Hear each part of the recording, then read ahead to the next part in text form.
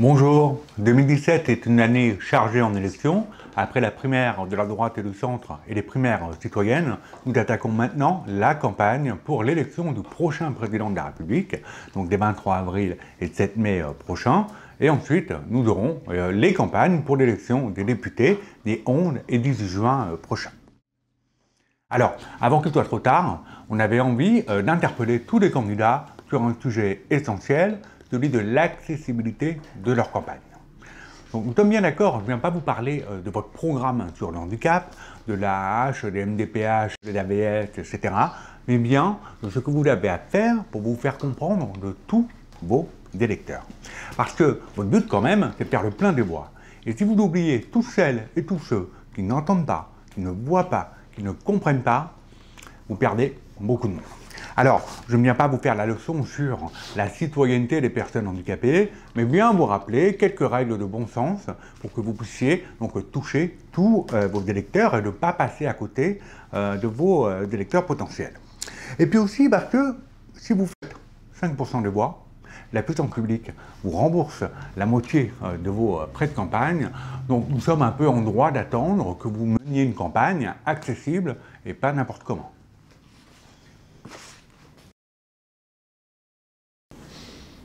Pour commencer, premier conseil, identifiez bien les cibles de votre stratégie d'accessibilité. Toutes les personnes handicapées ne sont pas en fauteuil roulant. Certaines personnes ont un handicap moteur et vont se déplacer avec difficulté ou vont avoir du mal à utiliser la souris pour naviguer sur le site internet. Certaines personnes entendent mal, d'autres n'entendent pas. Certaines personnes communiquent en langue de signes, d'autres vont préférer lire le sous-titrage, d'autres encore vont chercher à mieux entendre. Certaines personnes voient mal, d'autres ne voient pas du tout, et elles ne vont pas s'y prendre toutes de la même manière. Certaines personnes comprennent moins vite que d'autres. D'autres vont paniquer face au sujet un peu compliqué des élections. Et tout ça, ça fait beaucoup de monde. Et pourtant, vous allez avoir à prendre en compte chacune de ces situations de handicap sur chaque élément de votre campagne. Vos vidéos, votre profession de foi, votre programme, votre site internet, vos meetings et aussi vos passages dans les médias audiovisuels. Deuxième conseil, soignez votre langue des signes. On l'a vu pendant les primaires, la présence des interprètes dans les meetings s'est clairement imposée dans le paysage, et ça, c'est plutôt chouette. Mais maintenant, il faut savoir pourquoi on le fait. Est-ce que c'est juste pour l'image et montrer qu'on pense à tout le monde, y compris aux sourds? Est-ce que c'est pour que les sourds votent pour vous parce qu'il y avait un interprète au meeting? Ou alors plus simplement pour que les sourds comprennent réellement votre message? Si c'est le cas, alors faisons-le bien. À moins d'être vous-même bilingue, vous ne pourrez pas évaluer en amont la capacité d'un interprète à assurer un meeting. Et si vous cherchez à tout prix le moins cher, qu'il ne faut pas exagérer non plus, vous prenez le risque de vous retrouver avec quelqu'un qui bouge les mains, sans même vous apercevoir qu'il fait absolument n'importe quoi. Et là, votre image en prend un coup. Donc vraiment, faites d'abord confiance à des professionnels qui vont vous aider sérieusement à sélectionner les bons interprètes. Ensuite, pour un meeting, il vous faudra minimum 2 interprètes pour qu'ils puissent se relayer. Ce n'est pas un caprice, mais juste un souci d'efficacité dans votre intérêt, parce que interpréter un meeting reste un exercice très contraignant. Enfin, si vous payez pour avoir des interprètes, autant qu'on les voit. Que ce soit sur place, au meeting, ou sur votre live vidéo. On a remarqué cette tendance qu'on avait à mettre des interprètes sur le côté ou dans un coin, parce qu'il ne faudrait quand même pas qu'ils dérangent non plus. Mais si c'est pour qu'ils soient invisibles, bousculés par les photographes, cachés par les premières rangées, c'est pas la peine. Ensuite, rien ne vous empêche d'avoir l'interprète à vos côtés, d'autres l'ont fait, et c'est plutôt pas mal. Après, si vous privilégiez le live vidéo, c'est la vidéo qu'il faut soigner. Donc, oubliez le médaillon en forme d'œuf, comme sur France 3, c'est moche, c'est ringard, c'est petit, et en plus, c'est contraire aux recommandations du Conseil supérieur de l'audiovisuel.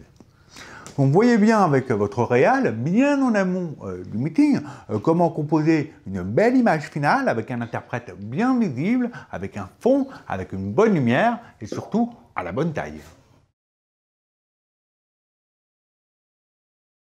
Certains vous proposeront peut-être d'assurer l'interprétation du meeting à distance via la webcam. Vraiment, vous pouvez laisser tomber, que vous risquez de vous retrouver avec des interprètes et des gros écouteurs sur les oreilles, et ça sera pas super top pour l'image. Ah oui, alors, autre chose, tout le monde ne sait pas enlever les petits cœurs et les pouces levés sur Facebook, qui passent en bas de la vidéo. Donc si l'interprète est vraiment trop bas sur l'image, là on risque de ne pas le voir du tout. Et tout ça, c'est valable pour toutes les vidéos, meeting ou pas, et en particulier les vidéos que vous postez sur les réseaux sociaux. Après, vous pouvez toujours faire le choix de l'audace en ayant une équipe d'interprètes en permanence à vos côtés pour pouvoir rendre accessibles toutes vos interventions, même en dehors du meeting.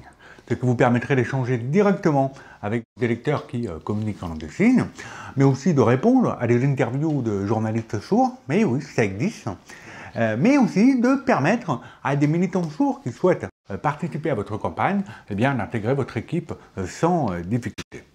Ça vous permet aussi, pendant vos passages dans les médias audiovisuels, d'avoir, quand il le faut, un interprète au cas où la chaîne n'aurait pas fait le nécessaire, parce que vous l'avez compris, pour le moment, on ne peut pas encore trop compter sur les médias audiovisuels pour être pleinement accessible. Alors, le budget d'un candidat aux législatives, évidemment, n'a rien à voir avec celui d'un candidat à la présidentielle, donc on peut comprendre qu'il ne puisse pas tout se permettre, mais on peut imaginer, par exemple, que les candidats d'un même parti politique, qui sont candidats dans le même département, mais on peut imaginer qu'ils puissent mutualiser leurs ressources, par exemple avec les mêmes interprètes sur un meeting qu'ils vont organiser en commun. Il y a toujours des solutions. Troisième conseil, sous-titrez toutes vos vidéos. Je dis bien toutes vos vidéos. Pas seulement pour les sourds qui ne connaissent pas la langue des signes, et ils sont nombreux, mais bien pour tout le monde. Certains l'ont déjà compris d'ailleurs, quand une vidéo est sous-titrée, elle est bien plus virale et elle touche beaucoup plus du monde, parce qu'on peut la regarder sans le son, ou qu'on est dans un endroit où il y a du bruit autour de nous. C'est une tendance qui se confirme, mais là encore, il faut le faire correctement. Tant faute d'orthographe, ça va de soi, mais avec un fond pour qu'il y ait un minimum de contraste et pour que le sous-titrage reste visible et confortable. Des professionnels peuvent vous aider. Le sous-titrage automatique sur YouTube, vous pouvez oublier. Si vous tenez absolument à utiliser une solution de reconnaissance vocale parce que ça va plus vite ou parce que c'est moins cher, là c'est vraiment à vos risques et périls. Quand vous rediffusez des passages de vos interventions télévisées, pensez aussi à les sous-titrer parce que les chaînes ne vont pas le faire pour vous. Pour ce qui est du direct, par exemple pour vos réunions publiques, là, ce n'est pas la même chose. Aujourd'hui, la solution la plus fiable reste la vélotypie. Donc la vélotypie, c'est une technique de sous-titrage performante qui vous permet d'afficher en temps réel ce que vous dites. Donc ce sont des professionnels, les vélotypistes, qui utilisent un clavier spécifique, le vélotype, et qui permet un affichage fluide du sous-titrage, que ce soit sur les écrans de vos meetings ou sur un bandeau en bas du live vidéo que vous diffusez sur les réseaux sociaux. Donc là, c'est un peu comme pour l'interprétation en langue des signes. Il faut faire en sorte que le sous-titrage ne soit pas trop bas. Sinon, pendant les meetings, tous ceux qui vont se mettre debout, les photographes, etc., ils vont cacher le sous-titrage. Et ça sera pareil sur Facebook, avec les petits cœurs et les pouces levés qui vont venir danser en bas de l'écran et qui vont empêcher de lire le sous-titrage correctement. Méfiez-vous, des prestataires ne vont pas hésiter à vous dire qu'ils font de la vélotypie sans que ce soit l'authentique. Donc, il y a bien d'autres techniques de sous-titrage simultané, mais on ne va pas vous les recommander pour vos meetings si vous voulez éviter que votre discours soit complètement massacré.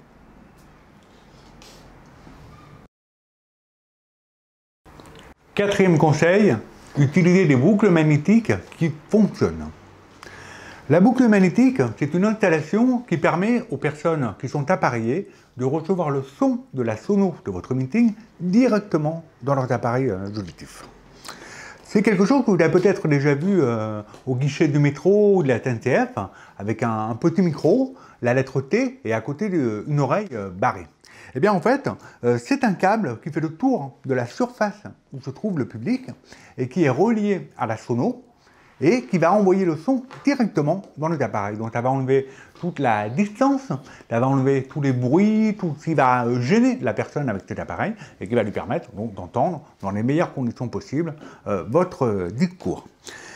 Alors c'est la solution idéale pour un très grand nombre de personnes, mais quand la boucle fonctionne. Je dis bien quand elle fonctionne, car là encore, c'est un sujet de professionnel.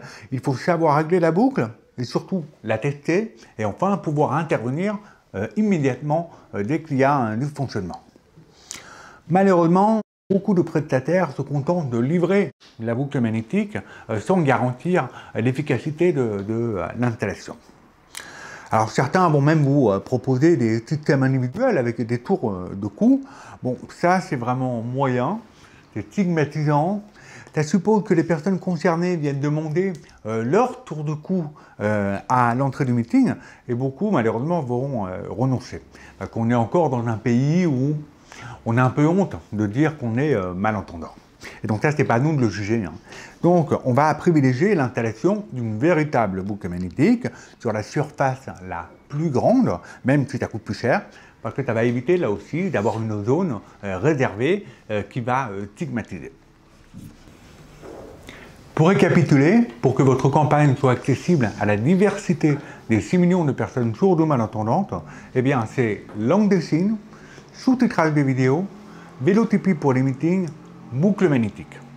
Donc ce sont les 4, pas l'un plus que l'autre, mais les 4 qui sont complémentaires.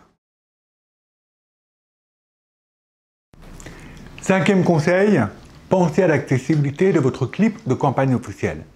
Vous savez, les spots qui passent sur France 2 et France 3 super tard, que tout le monde regarde. Mais bon, là, c'est l'État qui rince et c'est le CSA qui fixe les règles de production. Et tous les candidats sont à égalité. Alors, votre clip, il va être audio décrit pour les diffusions sur France 2. C'est-à-dire que les personnes aveugles vont pouvoir activer une bande son qui va leur donner une description audio de votre clip. Il sera également sous-titré, et là vous n'avez rien à faire, c'est prévu par la production. Mais en revanche, si vous voulez qu'il soit aussi accessible en langue des signes, c'est à vous de le dire. Vous ne payez rien, mais il faut penser à le demander dès le début. En 2012, un seul candidat l'avait fait, alors que c'est gratuit, donc c'est un peu dommage. Donc ne passez pas à côté de cette opportunité, parce qu'on pourrait penser que vous avez refusé qu'il y ait de la langue des signes sur votre clip.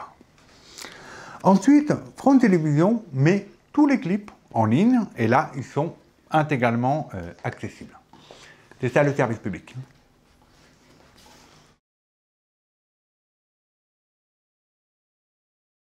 6e conseil, faites-vous comprendre de tout le monde. Vous allez rédiger des tracts, un programme, une profession de foi, vous allez vous faire plaisir avec des belles phrases, mais souvent, vous allez oublier de vous mettre à la place des électeurs qui ne vont pas y comprendre grand-chose. Alors, grâce à des personnes qui sont handicapées intellectuelles, et elles sont nombreuses, et elles votent, ou grâce à des personnes qui sont plutôt en difficulté avec la langue française, des techniques ont été développées pour rendre vos contenus accessibles. On parle là de facile à lire et à comprendre, ou encore de français pour tous.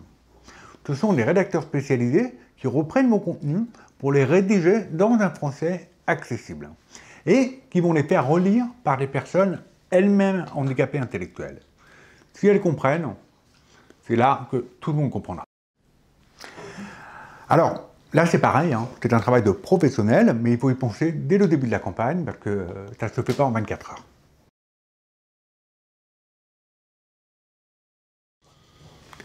7e conseil, organiser des meetings accessibles à tous les publics en pensant à tous les handicaps. Donc là, on va vous recommander de prévoir un accueil dédié à vos militants qui ont un handicap, mais vraiment n'importe quel handicap, des personnes qui sont en fauteuil, des personnes qui ne peuvent pas rester debout, des personnes qui ne voient pas, etc. Donc certains seront contents d'être accompagnés à des places éventuellement réservées pour éviter la bousculade pendant le meeting. Mais surtout, n'imposez rien et évitez autant que possible les parkings de fauteuils roulants qui sont vraiment stigmatisants. Travaillez bien la signalétique du meeting pour que chacun sache facilement où aller et faites bien en sorte que l'interprétation langue des signes et le sous-titrage simultané soient bien visibles de toute la salle. Et surtout, pour chaque meeting, indiquez bien sur votre communication ce que vous avez prévu en termes d'accessibilité, parce que si personne ne le sait, personne ne va le deviner. 8e conseil, mettez le paquet sur l'accessibilité de votre site internet et de tous vos supports numériques, y compris pour votre communication sur les réseaux sociaux. Vous allez y mettre les moyens, et c'est normal, c'est là que ça se passe, mais c'est la même chose pour les électeurs qui ont un handicap. D'autant plus que vous aurez mis en œuvre tous les conseils précédents, c'est bien cette diffusion en ligne qui va véhiculer l'accessibilité que vous aurez développée. Mais il faut au préalable que votre site ait bien été prévu pour être accessible. Il y a une norme pour ça, pour que ceux qui ne voient pas, par exemple, puissent utiliser leur logiciel de lecture vocale ou leur plage braille, ou encore agrandir les caractères et changer les couleurs. C'est aussi, par rapport au handicap moteur, pour permettre à ceux qui ne peuvent pas utiliser la souris de pouvoir naviguer sur le clavier directement à partir des flèches. Alors on va aussi faire en sorte que la navigation soit d'emblée simple et que tout le monde puisse y retrouver dans les différentes rubriques de votre site internet. Donc oui, c'est assez technique, mais en fait, ça ne va pas changer l'apparence de votre site. Au contraire, ça va le rendre plus efficace et ça va renforcer son référencement. Alors, c'est à vos équipes digitales d'être formées pour ça. C'est aussi à vous de vous en assurer, mais vous pouvez aussi vous faire accompagner par des professionnels et faire évaluer votre site par un panel. Là encore, ne vous y prenez pas trop tard. C'est vraiment au début que vous devez y penser. Voilà, je vous ai tout dit, enfin l'essentiel. Je vous assure que je n'ai rien inventé. Tout ça est déjà écrit dans des guides. Il y a même un rapport parlementaire qui a été consacré au sujet. Des mementos ont été rédigés avec la participation des associations. Ils sont mis à jour pour chaque élection et on les trouve en général sur le site internet du ministère de l'Intérieur. Et vous verrez, tout ce que vous allez faire pour l'accessibilité, en fait, ça va servir à tout le monde. Donc, merci et bonne campagne.